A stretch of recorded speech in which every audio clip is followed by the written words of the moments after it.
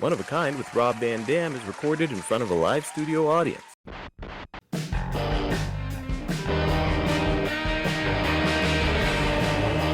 Van Dam! Rob Van Dam! Rob Van Dam!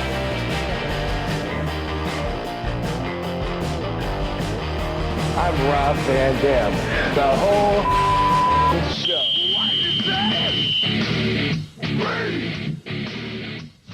Hey, what's up, gang?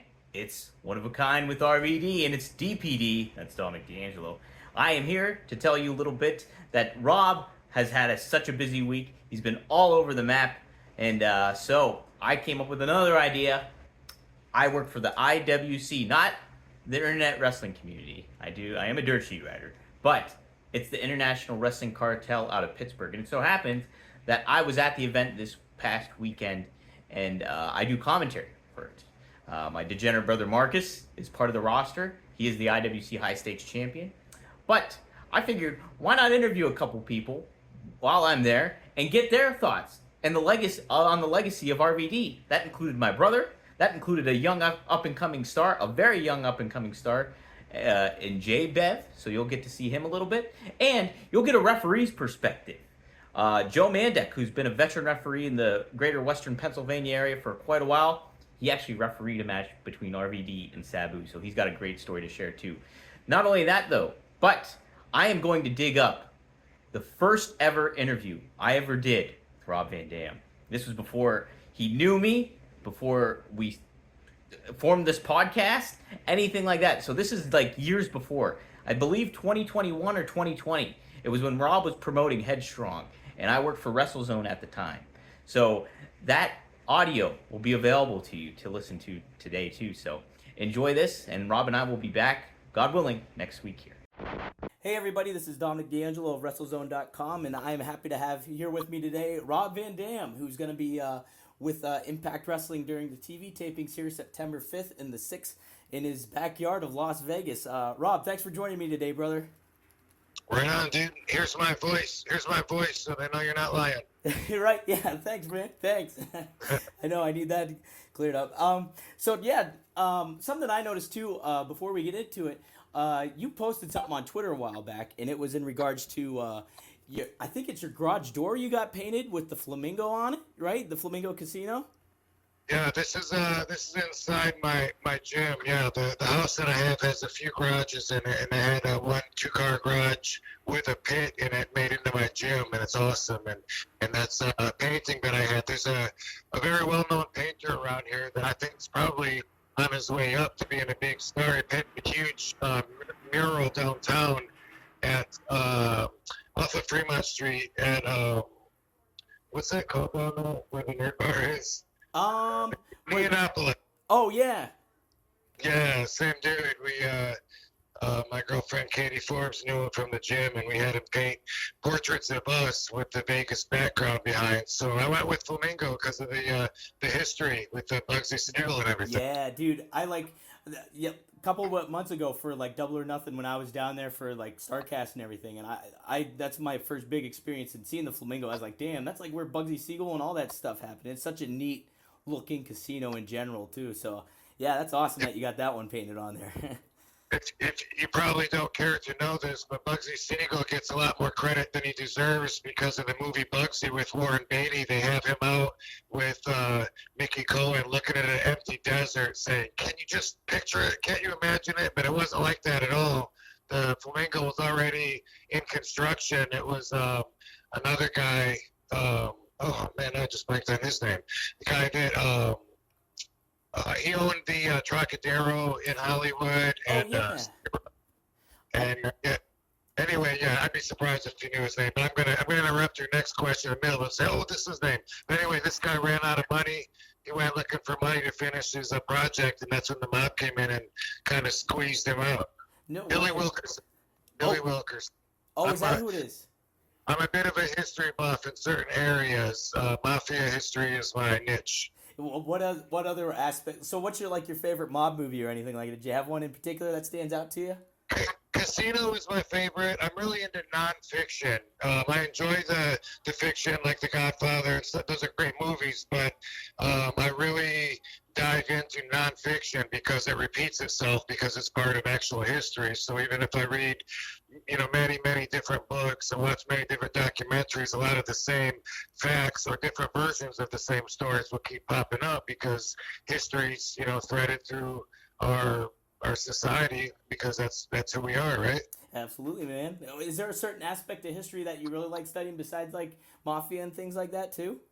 Well, like in high school, first it became about Greek mythology, and I totally geeked out in that. It was like, I went from comic books, which I knew was a fictional world, to Greek mythology, where I felt like, you know what, these people actually believed this. Mm-hmm. Like back in the day, they believed in all the Olympians, just like people believe in Jesus Christ, so it was real to them, and that fascinated me. And then I started comparing all the Greek mythology stories to the Bible, and so many of them are the same with a little twist. So I started thinking, well, that's interesting. How the same stories could go out and then make their way through different religions, although some of them might be the same story, but different ways. And I got into Hollywood history around 2009 when I had an office at Sunset Gower Studios filming Wrong Side of Town, and it was my Hollywood history intrigue that got me into mafia history because of Bugsy Siegel. He was a part of Hollywood history in the 30s, and in the early 40s he went over to Las Vegas.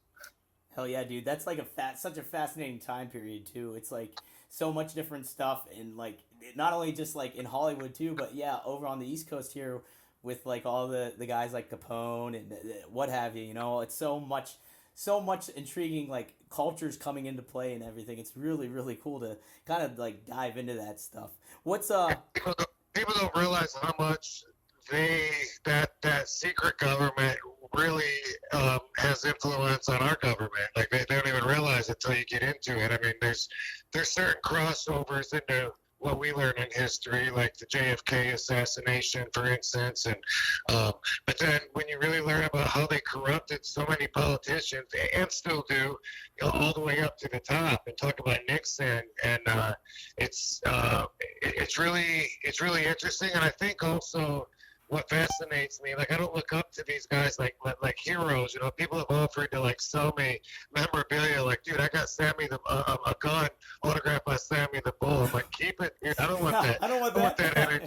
I don't want that energy in my house. I think part of the fascination is because they're so opposite for me. Because if I hit a squirrel with my car, I'm gonna pull over and cry. It's gonna ruin my day. Oh, these guys will whack their brother if the boss tells them to do it. No right, question. yeah. I feel you, man. What's so yeah, talk about impact of just being in your backyard at Sam's Town. It's happening. How's that feel to kind of just you're living in Vegas and then you're gonna like show up and maybe get in the squared circle or a little bit like that. Talk about how that dynamic goes. And how long have you been in Vegas for too, by the way? Yeah, so Katie and I moved here to Las Vegas at the beginning of the year. I've been on my way here forever. I bought property out here in 2005 and had been renting it out and have collected more friends in Vegas than I had in LA, where I lived for the last 20 years. I always wanted to come here. It took divorcing from a 20-year marriage and selling off everything in that community life and turning a big chapter in my page for it to actually happen. But right now, this is such a rewarding time in my life to be RVD. I loved my house in LA, love my house in Vegas even more. It's even bigger and better. I love the weather here. I love the community. Everything is so close. Anything took a full day to get to. To go anywhere and back in LA, forget about it. You need all day. And here, no matter what I look up, it seems like it's 6 miles away. And I have all the privacy in the world. Like when you're in my paradise backyard, you wouldn't know where you're at because nobody can see it. It's completely private and it's so quiet. But you can just travel half a mile down the street and there's everything you'd ever want. I love it. That's a great balance of things. Like, and yeah, being able to go into the city and then kind of if you want to get the hell out of there, you have that option too. And that Nevada area is just so beautiful. It's like I've barely scratched the surface of it, but like when I was there for that little bit, I was like, damn, I just want to check out the surrounding areas of it all too. It's like, Yeah, and besides, you come to town and you party your ass off for 4 days and you leave, and then you say, "Oh my God, I could never live there." And I did that a lot of times too. But when you actually live here, at least for me, I don't want to be out drinking every night. I don't want to be in the smoky casinos that age me 10 years every couple of days, And Yeah. so I enjoy going out. I'm mostly a homebody, but I like going out. There's so much to do here in Vegas, and there's areas that no one has ever seen. There's neighborhoods that have lakes in them, and I don't mean like way out there. I mean right on Sahara Avenue, like not far at all from the stratosphere. There's a whole neighborhood around this lake with big houses, lake houses. There's a lot of different areas where I'm like, nobody would ever know they're in Las Vegas right now if they were here. oh my God, yeah, it's such a cool, and it's becoming such a big wrestling town. It seems like that too. And what's it like kind of finding that comfort zone of living in a good area, but like is it more of a motivator too to go out there and kind of like I feel like locking up with somebody or getting a match in or anything like that? Has that been a big motivator for you too? And like has it kind of opened you up for like do you have anything like left on your like your wrestling bucket list as it may be? As far as wrestling goes, this coming up will be officially 30 years since I've been wrestling professionally. That's a long time, and it's what I do. It's my job, and so that's the position that it has in my life is its whole business for me. So. Over the last few years, a lot of people in the States haven't seen me wrestle, but I've been wrestling 10 to 12 times a year. It's been overseas mostly because that's usually who can afford me. And I'm not priced to get out there 6 days a week because I sure as hell don't want that. Sure, right. Always been working on doing less and making it mean more, and always been successful in that area. And right now, it's just great. The schedule that I have with Impact is very favorable, and they're very glad to have me there because they tell me, they try to get me on other shows if I'm not already on them, and the boys know that I'm making more money than them, everybody, but they tell me that they're so happy to have the dressing room with me, to share it with me, and some of them tell me they're wrestling because they grew up watching me and I inspired them, and so I get a lot of love and respect, and I also get a lot in the pocket. It's a really good thing, and Impact Wrestling is they have a hell of a show. Like watching what these guys are doing that grew up watching me, Rick Swan, Willie Mack, all these guys. Sammy Callahan's great, but when it comes to like the acrobatics and stuff, I mean, it's almost like you don't even know what you saw because you see so much. The Rascals, everyone's doing springboard, corkscrew, 50. It's so much different than it used to be when it was easy for me to stand out. At one time, being the only person in a company that was, doing anything out of the box, and now that's become the style. So it's cool. Everything has to evolve, and also because there's so many more organizations now. Every town has their own wrestling organization with a fan following that supports it, that wants to see it go places, and because of that, it's easier for people to get into the business, and because of that, some of the strict fundamentals that are old school are watered down because people come in and it used to be about protecting the business. Now it's more about what could we do if we didn't have to protect the business because the crowd thinks that they're smart to everything that's going on behind the curtain now, and so that's what you cater to. So things are like completely different. I don't have anything left except for just to keep cashing in on my name value where it can. I could retire anytime. That's I go with the flow, and I thought that maybe I would have been retired by now, but the more I talk about that, the more my value goes up. And I'm still in great shape, can still do everything I ever could do. I can split for you, do the backflip, any of that. But I don't feel like I have to keep pushing the envelope in that area. Now that other guys are doing all these flips, I don't feel like I need to get in there and do like a split-legged triple moonsault flip. Right, yeah. RVD's a legend. People always are going to scream for me, and when you put me up against the new guys, RVD wins every time when you listen to the people. So it's awesome. It's a place for everybody.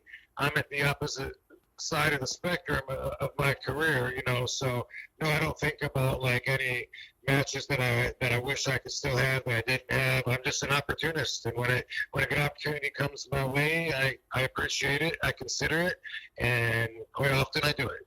And I tell you what, man, like I remember going back too, just and watching some of your matches when like just right in the thick of like this newer kind of talent coming in, and like being like, man, I wonder how RVD's matches are gonna look to me now that I've seen all these other talents and everything like that. But going back and seeing it, I was like, dude, RVD's still that. Like, you still stood out even after all this stuff, and it definitely speaks to what you were saying too, of how like the star power of having that, and then going and just using your name, but also using your talent too, and just the complementary styles that these younger guys can bring. It provides a lot of like intriguing matchups and stuff like that. Like, I'm excited to see you do more with these guys in Impact, because they got a great amount of talent there, and you're going to be a great compliment to them, and I'm sure you're a big help to them too. Yeah, well, I'd like to think so, and they certainly make me feel like I am, so I appreciate that. And, you know, don't forget, we got Tommy Dreamer there, too, a fellow veteran. You know, he's a ECW brother, so it's great to have him there. Sabu's there sometimes. In fact, I heard Sabu might be in Vegas. I don't know if that's a surprise. Oh. I'll keep it at that. Yeah. And we had Sandman for a little bit, which was that was real fun. I mean, it's like, come on, those are my classmates. Right, you know? those are your buddies. right. Yeah. Well, cool, man. Is there anything you want to plug here before we let you go or anything? Well, Ken Shamrock's also going to be here while we're talking about Impact in Vegas. That's a pretty big deal because Ken's a pretty big deal, and because, you know, we haven't seen him in a while. I'm looking forward to him teaching Moose a few things, because Moose is good, but he does have a few things to learn still. So, having said that, you can follow me at The Real RVD and watch my movie Headstrong. It's everywhere. You can find it. It's a documentary that I made that I want everybody to see for a lot of reasons. At first, because it's really personal. I'm proud of it. It turned out great. You'll get to know me like you never knew me before. But also, more recently, a new concern after a few of my friends have decided to end their lives, and over the years that's happened so much. I'm really concerned now that we need to talk more about concussions, which I talk about a lot in Headstrong, because I experience concussion symptoms and have to get them checked out while I'm filming. So I bring you with me for the ride, and start wondering, like, hey, let's see if I got this CTE. If so, what am I going to do? So it's very real and personal. But outside of the movie, it's something that I want to see us move past. You know, they're talking about, the concussion symptom, long-term concussion damage. It can lead to depression, and it can lead to suicide. Yeah. The NFL players, quite a few of my friends have gone out that way. And we've already had like 25 wrestlers that I know of this year that have died, and several of them are from that. And so that's a concern of mine, is like, hey, they talk about things. They talk about stem cells helping. They talk about oxygen therapy. They talk about CBDs helping. But let's keep the conversation going, and let's figure out what to do so we can stop that from happening. I love life, and I don't want to over my brain and then, making decisions for me. And I also don't want that to happen to my friends. So that's pretty important to me. That's a topic that remains so relevant today in wrestling, particularly, and like football, all types of sports. And seeing that, like, it really has to be at the forefront of people's minds when it comes to wrestling, and playing it safe. And also, like, you know, you want to entertain the fans, but you also want to be safe about it too. So, yeah, man, I feel you. Rob, thanks so much, brother. I really, it's been awesome to talk to you, man. And I'm looking forward to seeing you, what more you do with Impact, and just to say how big of a influence you've been on my wrestling fandom is very understated. So thanks for the time, brother. Awesome, man. Thank you. Have a great day. Thanks. You too. Take care. Hey, let's talk a little bit about Get Blitzed. That's right, when Get Blitzed teamed up with WWE Hall of Famer, NWO founder, and movie star Kevin Nash, alongside his Click This podcast partner and kayfabe king Sean Oliver, Mickey Ray Sinatra and Courtney Sinatra weren't just slapping a name on a can. They were building a THC drink worth remembering. It couldn't be just another effing seltzer. So they made something smoother, faster, creamier, and absolutely legendary. That's right. It is such a good drink. You can get the Kevin Nash key lime pie, and let's talk a little bit about that. They didn't just slap Kevin Nash's name on a can and call it a collab. Get Blitz has been supporting Click This, the Kevin Nash podcast, with the king of kayfabe commentaries himself, Sean Oliver, for almost 2 years now. They've been rocking with the Outsiders long before the drink dropped, so when the time came to create something together, it wasn't forced, it was fate. This is more than a partnership, it's a collision of legends. They teamed up with the 7-foot Oz-like icon himself and his longtime co-host Sean Oliver to make a THC drink that fans would actually feel, not some gimmick. It hits like a jackknife powerbomb, tastes like a lime cheesecake in a can. Creamy, citrusy, hard-hitting. You know what? Just too sweet. It was flavored and formulated by Mickey Ray Sinatra and Courtney Sinatra in a collaboration with Nash and Oliver. This isn't just branding, it's a handcrafted flavor experience built from the ground up. And we, at One of a Kind with RVD, have a special deal for our listeners. If you use promo code RVD, you can get yourself your own can of Get Blitz Lit Aid, the Kevin Nash Key Lime Pie, or the Sean Oliver Raspberry. Try that out too. If you want a little bit of details about what you get in a can, you get a 5 milligram real Delta 9 THC per can, hemp-derived and federally legal. Nano-emulsified, which hits you harder, with soluble THC for fast, smooth absorption. It's a 5 to 15 minute onset, no waiting, no guessing. It's a flavor that slaps. Backed by legends like Kevin Nash, Sean Oliver, and not cartoon animals. Hey, it's also backed by RVD too. So like I said, give it a try. Go to get-blitz.com. Get-blitz.com. Use promo code RVD. Get 15% off. Try yourself one of those Get Blitzed cans, courtesy of Kevin Nash. All right, Dominic back here, RVDTV.com, one of a kind with RVD.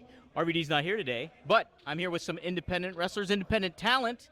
IWC always ready, and I'm happy to be with here Mr. Joe Mandek, referee. Yes, sir. Good to have you here. You have some good stories, but share how you got kind of into the business, and if you had ECW fandom early on, how was that for you? Like, how did you get into that?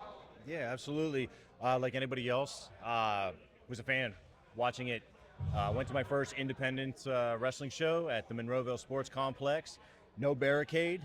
Brandon Kay took a slide tackle, fell into me. I fell back into my chair, and from there I was like, yeah, this is kind of what I want to do. Obviously, was only 10, 11 years old at the time. So then, like anybody else, you find a reputable school, you get into it, you study, and you graduate from that school, and then you are thrown into it. I mean, hit the ground running. Unfortunately, my build at the time was not that of a professional wrestler. So I took some time off, took some time away, and came back in better shape, but in the stripes as an official. And you start gaining respect from individuals at different promotions. They're like, hey, Joe, I want you to ref my match. I want you to ref my match. And your reputation is one of the most important things to build in this business. And if you have people saying that they want you to do their matches, it's one of the best honors. So, and then the rest is just kind of history. I mean, like I said, one thing led to another, and here I am, IWC. It's been a beautiful ride. Did you? Is there a certain match that really stands out to you that you like feel honored that you officiated or were a part of? And is it something that really is a highlight for you, or is there a moment maybe that really stands out to you that you really appreciated?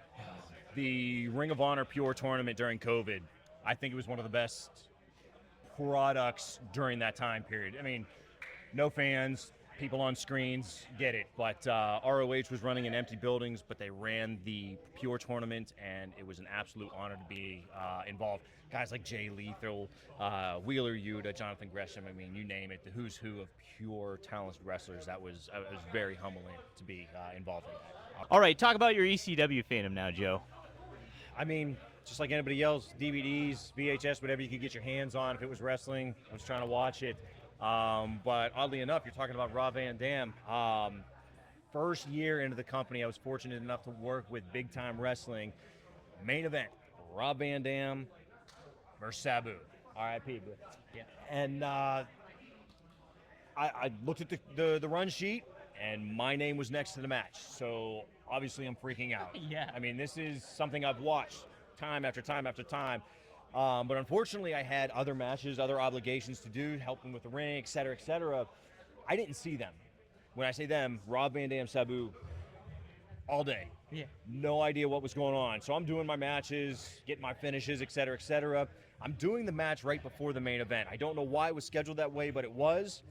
Count to 3, do what I got to do. I actually took a ref bump, took a punch right before the main event. So I get to the back, and they're there. They're in their gimmicks, ready to go. And all I saw on the sheet was Rob Van Dam was over. That's all I knew. I figured they know what they're doing. I'm going to stay out of the way, be invisible. Went out there. They did their match, and they go to the outside, as per usual. And Rob Van Dam picks up a chair. Sabu grabs another chair, and they just start chucking them at each other. And I'm like, well, I'm not going to disqualify these guys, so I guess we're going to call it as an ECW-style match. Let them do their thing. I'll count to 1, 2, 3, and that'll be that. So again, just as a young kid watching these two go at it, watching them beat each other senselessly, tables, chairs, I mean, anything you can name that was in that match. And then rolls Sabu in, Rob Van Dam gets to the top rope, 5-star frog splash, and I kind of get down there and I'm like, this it? He goes, this is it. 1, 2, 3, we take it home, raise his hand, let them do the spotlight, and that was that. So was very, very blessed, very fortunate to be able to be able to get that match. But again, yeah, I was nervous, didn't see them, didn't know anything that was going on, but figured they're pros, let them do their thing. I'll be there to count to 3, count 1, 2, 3. Easy stuff. Heck yeah, man, that's great. What a great story that is, too. Anything you want to plug, too? Nothing to plug, except sign Nick Brown. Gabe Sapolsky, Jason Ayers, anybody who's got some pull, whether it's WWE, AEW, ROH, referee Nick Brown, in my opinion, is one of the best on not just in the Pennsylvania area, in the country. I'll put him up against any other referee. Sign Nick Brown. Nick's the man. You're the man, Joe. Thanks for doing this, brother. Appreciate you. Thank you. All right. Boy, summertime is here. You know that song, Mungo Jerry, in the summertime, when the weather is hot? You can fit right in. Well, hey, guess what? You can fit right into a pair of perfect jeans. The perfect jean. Look at these babies. These are my favorite pair of jeans, and I am not lying. I do have pants on, by the way. I'm just showing these for the flair of it all. And I don't mean Rick. But yes, the perfect jean is awesome. I love their product. Seriously, no joke. This is the shoot. It is straight up my favorite pair of jeans I own. I want to get more. I need to get more. And hey, I can help you guys and gals get a little bit more too. So for a limited time, our listeners get 15% off their first order plus free shipping at theperfectjean.nyc or Google The Perfect Jean and use code RVD15 for 15% off. However you get there, but be sure to use code RVD15 at checkout to save 15% site-wide and stay perfect. The nice thing about these jeans, they're so high quality that you get free shipping. You get free exchanges. If the size doesn't fit, you must return, right? So use it. You seriously will not be disappointed, and you will be like, I kind of need to get a couple more pairs because these are great. No joke. I wear them anytime. If I'm going out on a date, boom, perfect jean on there. If I'm doing anything, want to look nice, gotta wear the perfect jean. I'm gonna have an audition here in August, beginning of August, Little Shop of Horrors, and you better believe I'll be wearing that pair of perfect jeans to help me feel confident and get ready to sing "Oh Suddenly Seymour" to the best of my ability. So it's finally time to stop crushing your balls in uncomfortable jeans by going to theperfectjean.nyc. Our listeners get 15% off their first order plus free shipping, free returns, and free exchanges when you use code RVD15 at checkout. That's 15% off for new customers at theperfectjean.nyc with promo code RVD15. After you purchase, they'll ask you where you heard about them. Please support our show and tell them that One of a Kind sent you. Fuck your khakis and get the perfect jean, all right? Dominic back again here, RVDTV.com, One of a Kind with RVD. Special episode we got going on here. And hey, we got a special night going on here. It's IWC Always Ready.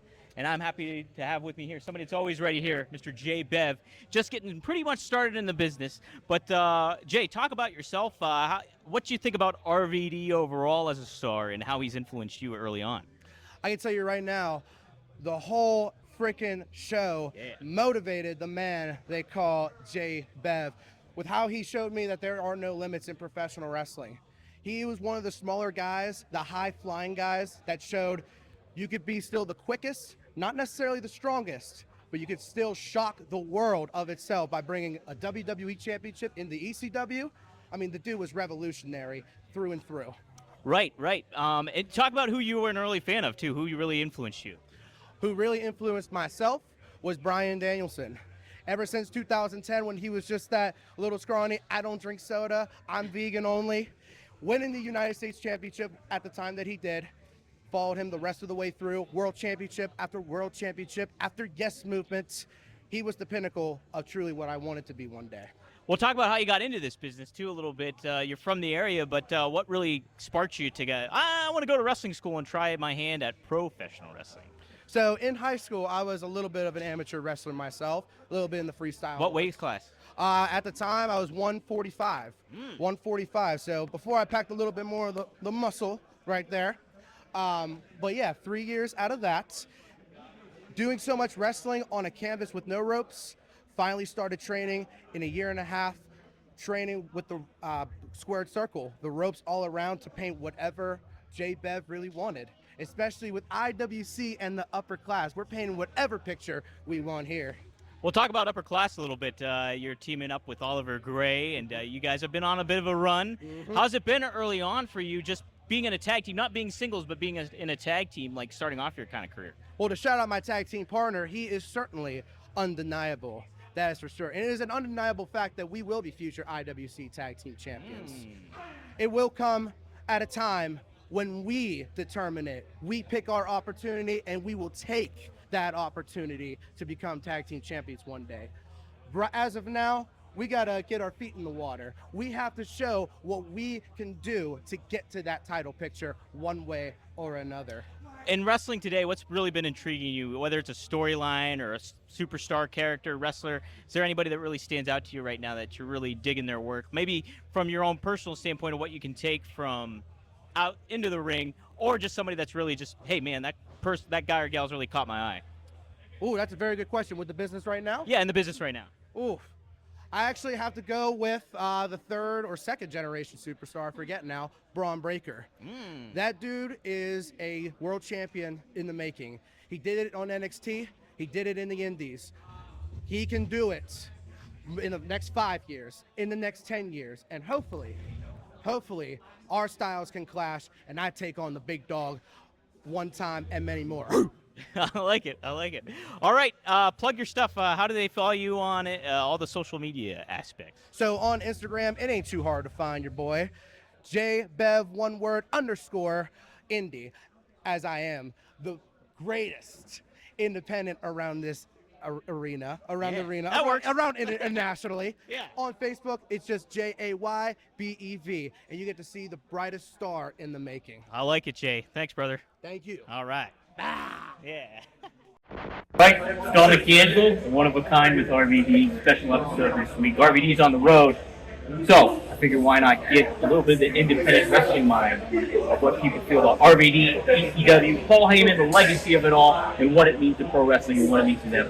Who better to start off with? My degenerate brother, the IWC high stakes champion. That's International Wrestling Cartel champion, Marcus DeAngelo. Marcus, thanks for doing it. Hey, thanks for having me on, Dominic. Hello, everybody. And that's right, your favorite podcaster who just became your favorite wrestler. I'm not going to do this whole thing in character. I know we're here to talk about Rob, and the thing that always sticks out for me when it comes to Rob Van Dam, and I always think about when it comes to him, is that his ability, his look, and the entire package of Rob Van Dam, his moveset, his look, his promo ability, his in-ring presence, everything that combines to make Rob Van Dam, I think if WWE had treated him a little bit differently, not if they treated him poorly, he was former WWF champion, but if they treated him a little bit differently, I think that you could have made him like Shawn Michaels, John Cena, he was talking to Steve Austin. Like, you want to talk about marketable? It's Rob Van Dam. I don't think I've ever seen a more marketable professional wrestler, somebody who really represents what this business is all about. So I'm just happy I get to be on Rob Van Dam's podcast. Not Dominic DeAngelo's podcast. Hey, don't give a shit. No, nobody gives a shit about me. No, I'm just playing. Thank you. I appreciate you having me on. Well, no, I think like if WWE embraced Rob who he was, like the identity of who he was as a person already like that, could have been like way more elevated. It's like, I don't even think I give enough descriptors. You know what I mean? Like, there's so much that goes into what he was as a wrestler, and maybe top of the list is the thing I didn't even mention, which is like how he's able to relate to the common man. Right. It's the full package as a professional wrestler. If you haven't seen a lot of Rob's stuff, I mean, go back and watch literally as much of it as you can. I strongly do as a professional wrestler. One of the best to ever do it. I'm glad he's working with my brother again. Well, we were WCW kids. How do you think? What would you have done if Rob was in ECW? WCW. Sorry. How would you have handled him? We used to do a show called WCW Rewritten, where Marcus would literally write the show and rebook everything in WCW. If you were to put Rob Van Dam in that, how would you do it? Well, I don't know if you knew about this, but he was like backstage at Nitro back in like 1997. Yeah, we talked about it. Okay, like that's cool as shit to me. And the idea that they got that close to having Rob Van Dam be part of that product. I don't know that I trust WCW would have treated it in the right way, but if they had, I mean, just imagine the possibilities.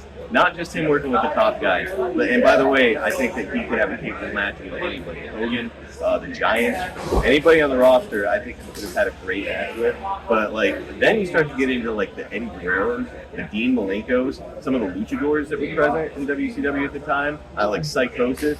Like, imagine the matches that they could have had on that stage, WCW, TNT, Rob Van Dam. If treated properly, it should elevate any single promotion.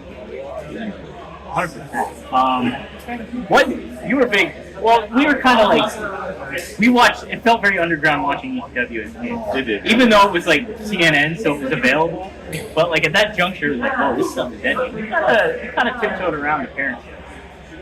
Yeah, no, it's. I mean, I remember we had the action figures of a lot of the guys. Even though we were kind of watching it here and there, it's just like cool. They had cool action figures. But it's like, you know, it didn't quite paint the picture for our parents of what that company was all about. It's just, to them, it's just wrestling toys. In my mind, I'm like barbed wire, fire, going through tables, like, you know, crazy spots. So yeah, and dude, like, how cool ECW was, it's still really evident today. Like, they've still got such a cult following. People who go back and watch that stuff and hate from it nowadays. Like wrestlers I know that go back and watch it to use some of the stuff that they see. It's just, man, some of the best stuff ever done in wrestling. Marcus, you were at Sabu's last match. Yeah. Talk about that experience. You kind of garnered from the GCW like too at that show. But Sabu's legacy. It was cool, man. It was really cool to. I mean, just alone getting to say I was there for Sabu's last match is really cool. But on top of that, it's like the environment, the atmosphere, the reaction from everybody there to what was going on in the ring. It felt like going back in time and doing these things. Did it feel like Chambers kind of Yes. Yeah, that's a good way to put it. It felt like being in that setting.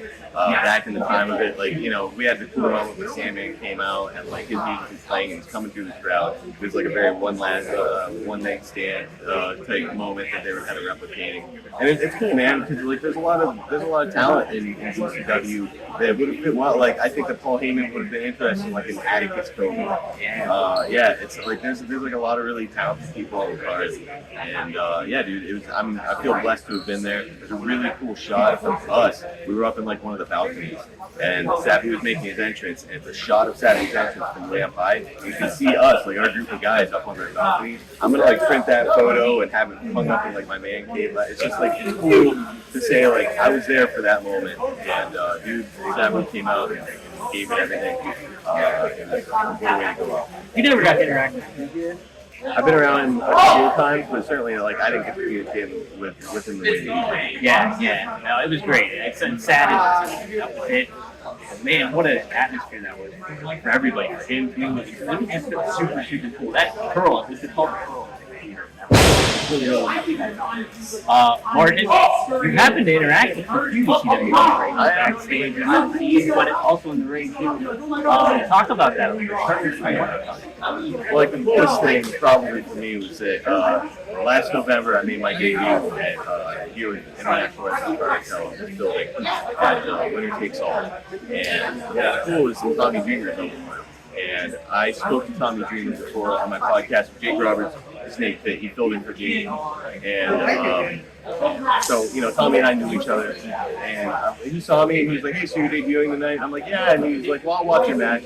And so the coolest thing ever as a professional wrestler who just debuted, I went and had my match. I came back to the curtain, shook some hands, and the first person I had an in-depth conversation with was Tommy Dreamer. And he watched my match, and he gave me an unbelievable assessment, like a lot to think about after the first match. It's like, it felt like what a blessing as somebody who's getting into professional wrestling to be able to get that kind of a I just got out of there. It was literally it happened. I'm all covered in sweat, and instantly I'm talking to Tommy Dreamer about what he just saw. So that was really cool. Recently I was in a Royal Rumble with Imagine Wrestling out of Altoona. You can find them on YouTube. Go anyway, check them out. They do a cool product. And Shane Douglas was in it, and I took a bump from Shane and got thrown over, which is cool because, again, we had those ECW figures as a kid. My favorite of those figures was Shane Douglas. I love that figure. So, like, it was cool seeing that and getting to work with him. And then, I think it was after, no, it was before. I was in a show with you in Indiana, and Rhino was there. And he watched our match and gave me some feedback. He gave me some feedback. Yeah, he gave me feedback too. It's kind of neat. The first time I ever managed, go backstage, and the first Marcus speaks to an ECW guy for the first time ever. And then first time ever for me, I speak to a guy, W guy. Yeah, it was a cool moment. I mean, all those guys are just so down to earth and giving. You always hear about giving back to the business. Those guys are doing it. Make them think about it. That, like, are they coming and getting a booking? Yes, of course they are. But they're not just here to like show up and put on their gear and work a match. Like they're giving back to the business. They're interacting with people while they're here. They're spreading their knowledge, and it's cool because it kind of feels like you've heard of like a coaching tree in the NFL. It kind of feels like that with ECW, where it's like you're getting to take a little bit from these guys, and it's like some of the stuff that Tommy Dreamer told me in that match, I'm still using now when I get to the wrestling ring. So it's very, very blessed and fortunate to be able to interact with like that. Do you have a particular favorite, like, that really stands out to you? Or like, even just like a star or kind of thing like that? I don't know if I'm going to call it a favorite moment, but I will call it the most identifiable moment for me with ECW, a moment that I think really kind of sums up exactly what they were, and that's the moment when Bam Bam Bigelow eats the Spike Dudley from the ring, like, into the crowd, because it's like, to me, that's what ECW was. It's like some big stars, some really crazy moments, a lot of crowd interaction, and that's kind of sums up what they were about and why they got as big as they did. Well, that's the perfect implementation too of ECW. Is like you have those newer stars, that underground vibe, but then you have an established star like Bam Bam Bigelow coming in there, Terry Funk coming in there, Sid Vicious, Maybe Stop, Rip Rude, the Bushwhackers. Like it was just Scott Hall. Yeah, oh man, that was a big market. But who else was there? There's somebody else that was really like crazy. Jake Roberts. Yeah, I was there. Like, just so cool that they had that kind of crossover. I would have loved to have seen Hacksaw in that setting. Like Jim Duggan when he was working with me. Like, I was sick of that. But yeah, it's that's what I love about ECW. You just kind of never. It was unpredictable. And the more you watch wrestling, the more you're like, I see what they're doing. I know what's about to happen. You kind of guess it most of it. With ECW, it was like I have no idea what's going to who is John Cena going to show up at this show? You know what I mean? Like you just have no idea. So it was really cool. It was a cool period of time to be a wrestling fan. All right, if you insert yourself back in the ECW, do you think you could have survived? I think so. Look, I'm not going to stand here and pretend like I'm some fucking hard and tough as nails guy. But if you take a close look at my face, I'm pretty marked up. I just worked for the past 2 days, and that's like a lot of bumps. And took a couple, got snugged up a little bit a few times. So it's like, look, I'm not afraid of contact, or else I wouldn't be in this. So yeah, man, if I ever got an opportunity to take a time machine, Paul Heyman was ready to put me with Sandman, and I gotta go out there and get my ass beat by him. All right, I'll do it. It'll be fine. Would that be your opponent of choice? Like to make the most money? I think he'd pair up really well with my character. I'm like this cocky podcast who's kind of using my connections to get ahead. And he's just like this white collar drunk dude who's like gonna fuck me up with his stick. Yeah, dude, I think that's what people would give the people what they want to see. Speaking of stick, why don't you try Blue Chew, promo code RVD? No, you promo code Snake. Speaking of which, Marcus, why don't you plug some of this stuff? Yeah, look, all the sponsor stuff aside, you'll hear enough of that if you ever listen to my wrestling promos. Yeah, you got to check me out on the Snake Pit with Jake Roberts. You can find it on YouTube or in the podcast app. I also do a podcast with Ted DiBiase called Everybody's Got a Pod. Ted is great, awesome storyteller. We want to talk about a history of professional wrestling. Ted DiBiase has got one like nobody else. Second generation wrestler. Mom and dad wrestler. So check that out. Everybody's Got a Pod. Yes, very well known wrestler. So everybody's got a pod on the podcast app or on YouTube. And on that YouTube channel, youtube.com/Actual Network. That's the only place you're going to find my other podcast with Jim Duggan. It's called The Hacksaw Hour. And you want to talk about fun and engaging? That's probably the best review podcast that I do. Really, I don't think we always see negativity for stuff that we put out online. I don't think I've ever seen anything negativity from my podcast with Jim. Everybody who listens to that podcast loves it, and give it a listen. You'll find out why. Jim is like super engaging. He remembers literally everything. Like I can ask him about any subject, and he's like, "Oh yeah, I remember that day." Like at one point, he did a Slim Jim challenge, one-off on WCW Saturday night. It was a Slim Jim challenge against Paul Royal. And I was like, I wonder if Jimmy remembers this. I brought it up. Not only do you remember it, you remember like some of the crazy stuff that happened during that match, and like gave me great details. Like, he was giving stuff. Yeah, please go check out my podcast. Subscribe to the channel. That'll help me out. And stay tuned because I'm an active wrestler. I got a lot of stuff going on. Some big things coming up, and I'm hoping I can keep climbing, dude. You got some other fun stuff coming soon. Oh yeah, I do. I'm gonna kayfabe it for the moment, but it's coming soon. So that YouTube channel has got this really cool content that you're not gonna find anywhere else. It's an idea that I had a while back, and all of the gear is now fully in. So stay tuned. It'll be a lot. You're in your wrestling prime, via age. What do you recommend to people? Or a younger person.